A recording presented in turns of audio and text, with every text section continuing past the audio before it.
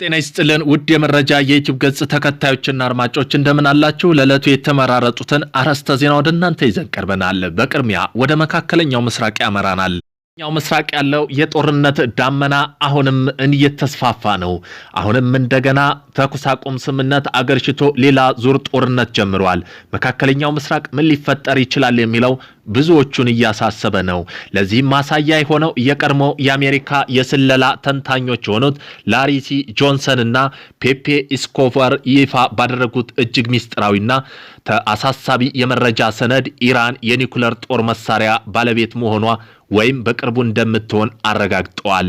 በግንቦት ወር 2026 የተፈጠረው ቀጠናዊ ውጥረት ተከትሎ የኢራን ብሔራዊ ደህንነት ምክር ቤት በወሰነው መሰረት የሀገሪቱ ፕሬዝዳንት መሱድ ፔዜሽኪያን የፓኪስታኑ ጠቅላይ ሚኒስትር ሻሪፍ ሸሪፍ የውጭ ጉዳይ ሚኒስትር ኢሻቅ ዳር በኩል ለአሜሪካ የውጭ ጉዳይ ሚኒስትር ማርክ ሩቢዮ ጥብቅ ባለ 3 ደረጃ ማስጠንቀቂያ ልከዋል። አሜሪካ በኢራን ላይ የምታደርገው ጥቃት የማቆምም ከሆነ ኢራን አሁን ከሚደረገው የኒኩለር ሰላም ድርድር ወዲያውኑ እንደምትወጣ የኒኩለር ስምምነት ማዕቀፍ ሙሉ በሙሉ እንደምትተው እንዲሁም የመጨረሻው የኃይል ማሳያ እርምጃ እንደምትወስድ አስጠንቅቃለች። ይህ የመጨረሻ እርምጃ በኢራን ምድር ላይ የኒኩለር ቦምብ ማፈንዳትን የሚያካትት ሲሆን ይህም ለጦርነት ሳይሆን ሀገሪቱ ያላት ሉዓላዊነት አቅምና በውጥረቱ ላይ ያለው የቁጥጥር የበላይነት ለማሳየት ያለመ መሆኑ ተገልጿል። ይህ የኢራን ማስጠንቀቂያ በተለይ በአሜሪካ በቀሽም ደሴትና ባንደር አባስ ላይ በፈጸመችው ጥቃት ተከትሎ የመጣ ነው። ማርክ ሩቢዮ የጉዳዩን አሳሳቢነት በመረዳት ዋይት ሃውስ ሊወስድ ያሰበውን ተጨማሪ የኃይል እርምጃ ወዲያውኑ እንዲያቆም ማድረጋቸው ተዘግቧል። መረጃ እንደሚያሳዩ ከሆነ ኢራን ይህን የኒኩለር አቅም ያገኘችው በዚህ ዘርፍ የተረጋገጠ አቅም ካላት ሶስተኛ ሀገር ናት። በዚህም እርምጃ ዋና ዓላማ የሆኑት ፓኪስታን፣ ቻይና፣ ሩሲያ ድጋፍ በመታገዝ በእስራኤል ላይ ወደፊት በኢራን ላይ ጥቃት እንዳትሰነዝር ከፍተኛ ስጋት መፍጠር ነው። ይህ ውጥረት በዓለም አቀፍ ደረጃ ከፍተኛ የጂኦፖለቲክ ለውጦች እያስከተለ ይገኛል። በእስራኤልና አረብ ሀገራት መካከል የተደረገው የአብርሃም ስምምነት በተግባር የፈረሰ ሲሆን ሳውዲ አረቢያ ምስጢራዊ ድርድሮችን አቋርጣለች። ይብለጥ አሳሳቢው ደግሞ ኳታርና ኦማን የአሜሪካ ጦር ከ6 እስከ 9 ወራት ባለው ጊዜ ውስጥ ከሀገራቸው ወታደራዊ ጦር ሰፈሮች እንዲወጡ ዝግጅት እንዳደርጉ መሆኑ ነው። ከዚህ ባለፈም አሜሪካን ያገለለ አዲስ የሳውዲ አረቢያ፣ ፓኪስታን፣ ቱርክና ግብጽ የጸጥታው ትብብር እየተገነባ መሆኑን ቀጠናው የኃይል ሚዛን ሙሉ በሙሉ እየተቀየረ ነው። የኢራን የኒኩለር ሙከራ እውን መሆኑን የዓለም አቀፍ የኒኩለር ስርጭት መከላከያ ስምምነት የሚያፈርስና አሜሪካ በዓለም ላይ ያላት የበላይነት የሚያዳክም ሆኖ ተብራርተዋል።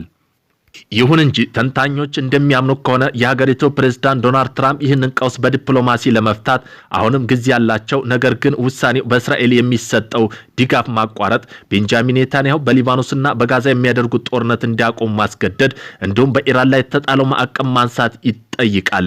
ትራምፕ እንዲህ አይነት ከባድ ውሳኔ ያሳልፋሉ ተብሎ ባይታመንም እስራኤል በተለይ በቤሩት የምታደርገው ጥቃት የምትቀጥል ከሆነ ኢራን በእስራኤል ወታደራዊ ተቋማት ላይ አጸፋ እርምጃ እንደምትወስድ ግልጽ አድርጋለች።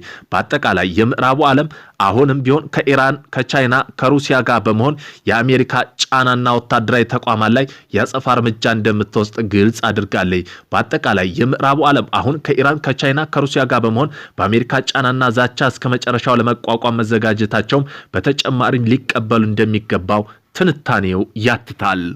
ኢራን ጋዛና ሊባኖስ ከዩናይትድ ስቴትስ ጋር የሚያደርገው ማንኛውም ስምምነት ውስጥ አካተተች። ኢራን ጋዛ፣ ሊባኖስ ከዩናይትድ ስቴትስ ጋር የሚደረግ ማንኛውም ስምምነት ውስጥ አካታለች። ኢራን መካከለኛው ምስራቅ ትልቁ የካንሰር ሕክምና ተቋም ከፈተች። በቴህራን የሚገኘው ይህ የሕክምና ተቋም 33 ልዩ ክፍሎች አሉት። 11 ምስሎችና 11 የጨረር ሕክምና ማሽኖች፣ 96 የኬሞቴራፒ አልጋ ያሉት ሁሉም የካንሰር አይነቶች በዚህ ተቋም ሊታከሙ ነው። ቤንጃሚን ኔታንያሁ በኢራንና ዩናይትድ ስቴትስ መካከል እየተደረገ ባለ የሰላም ድርድር ይፋ በማደናቀፍ በሊባኖስ ቦምብ ለማፈንዳት መወሰኑን ምክንያት በይፋ ድርድር ተቋርጧል። ኢራን አሁን ከዩናይትድ ስቴትስ ጋር በሁሉም ዲፕሎማሲያዊ ግንኙነት መልእክቶች አግዳለች። የእስራኤል መከላከያ ሰራዊት አባላት በሊባኖስ ውስጥ ያሉ ሰዎች እንዲወጡና የሞት አደጋ እንዲጋፈጡ ለሚያደርግ ስለሆነ በመካከለኛው ምስራቅ ሰላም አትፈልግም አሉ። የሶማሌ መንግስት ከ1000 ቶን በላይ ዩራኒየም ክምችት ለማውጣት የቱርክና የቴክኒክና የአሰራር ድጋፍ ጠይቋል። ቱርክ ማዕከል ያደረገው ወታደራዊ ኔትወርክ እንደተመሰረተ ነው። ቱርክ እስካሁን ባለው የክልል ምኞት ያላት የኔቶ አጋር ብቻ አይደለችም። አንካራም በቱርክ የጦር መሳሪያ ከቱርክ ድሮኖች ቱርክ ወታደራዊ አሰልጣኞች የተደገፈች እስራኤል የሚከበብ አዲስ ወታደራዊ ኔትወርክ እያቋቋመች ነው። በሌላ አነጋገር ቱርክ ቴልአቪቭን እየከበበች ነው ለማለት ነው። በዚህም ልምምር ላይ የታዩት ወታደራዊ መሳሪያ አስደናቂ ነበሩ። ነገር ግን እውነተኛው ታሪክ የጦር መሳሪያ ያልነበሩም እንግዶች ነበሩ። በሊቢያ ውስጥ ተቀናቃኝ ወገኖች ለመጀመሪያ ጊዜ ወደ ውጭ ባንድ ሀገር ባንድ ባንዲራ ተንቀሳቅሰዋል።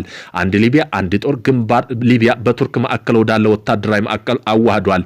የቱርክ መከላከያ ቴክኖሎጂ በዓለም ዙሪያ እየተስፋፋ ሲሆን ብራዘርስ ቱርክ ካልጄት ሞተር የተመረተው ኬጂ 32000 ቱርቦጀት ሞተር አዲስ በተዘጋጀው ማንሷር ኢራ በተባለው ከሚሳኤል ለመጠቀም ወስናለች። ያው የሀገር ውስጥ ሞተር የሚከታተሉ ያበረክታል።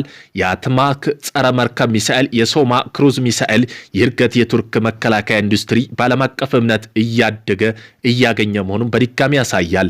ቱርክ የራሷ ፍላጎት ብቻ እያሟላች አይደለም፣ አሁን ከፍተኛ ቴክኖሎጂ ዓለም እየላከች ነው። መከላከያ ኢንዱስትሪ ውስጥ እየጨመረ የመጣው ኃይል ቱርክ ነው። የአሜሪካ ጦር በኢራን ላይ ሊፈጽም የሚችለው ጥቃት በጸጥታ እያዘጋጀ ነው። የአሜሪካ ጦር በኢራን ላይ እየተዘጋጀ የተደረገው ቀጥተኛ ያልሆነ ድርድር በከፍተኛ ሁኔታ ካፈረሰ በኋላ ጦሩ በመላው አውሮፓና አፍሪካ በጸጥታ ከፍተኛ ጥንቃቄ አድርጓል። ዋሽንግተን ፖስት ባወጣው ዘገባ መሰረት የአሜሪካ ጦር እቅድ በአውጪዎች ዋሽንግተን በተለያዩ ግንባር የሚፈጥሩ ግጭቶች መስፋፋት እያዘጋጀች ባለበት በቅዳሜና እሁድ የኃይል መከላከያ እርምጃ አጠናክረዋል። የፓኪስታን የሚመራ ውይይት መፈረሱን ባለፈው ደቂቃ አሜሪካ ተደራዳሪዎች ባቀረቡት ጽሑፍ ማሻሻያ ምክንያት ዋሽንግተን ለኢራቻቸው ይፋ ማድረጋቸው አልቻለችም። ዲፕሎማሲ ውድቀት በባሰበትና ቴህራን በሊባኖስና በጋዛ እስራኤል ጥቃቶች በማባባስ ቀጥተኛ ተቃውሞ በማድረግ ከድርድር ጠረጴዛ ውስጥ በአንድ ግንባር የሚፈጸም ጥሰቶች ላይ ሰፋ ያለ የክልል የተኩስ አቁም ስምምነት መጣስ ያመላክታል። የፔንታጎን ምንጮች ዋሽንግተን ፖስት እንደተናገሩት ዓለም አቀፍ ማንቂያ ጭማሪ በቅርቡ የሚወጣ ወታደራዊ ጥቃት አመላካች ሳይሆኑ የጥንቃቄ እርምጃቸው ነው ብለዋል። እንቅስቃሴ የአሁኑ ሁኔታ ደካማነት ያጎላል።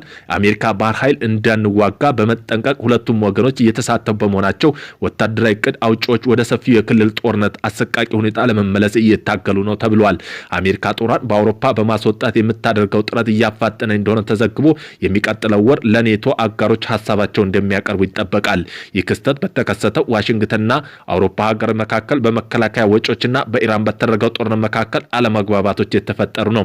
የተባበሩት መንግስታት ድርጅት እስራኤል በሊባኖስ መካከል ስላለው ውጥረት የተካሄደ አስቸኳይ ስብሰባ ጥልቅ የሆነ ክፍፍል አጋጥሞታል። በፈረንሳይና በሊባኖስ እስራኤል ሉዓላዊ ጥሰት ሲያወግዙ አሜሪካ ደግሞ ሂዝቦላና ኢራንን ወቅሰዋል።